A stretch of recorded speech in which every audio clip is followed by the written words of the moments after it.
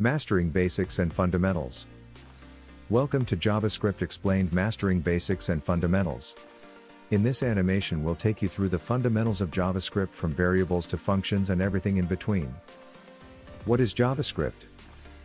JavaScript is a programming language that adds interactivity to websites. It allows you to create dynamic content, manipulate HTML and CSS, and much more. Variables and data types. In JavaScript, variables are used to store data. They can hold various data types such as strings, numbers, and booleans. Operators.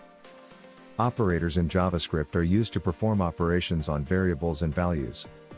These include arithmetic, comparison, and logical operators. Functions. Functions are blocks of reusable code that perform a specific task. They take inputs, perform actions, and return outputs. Conditional statements.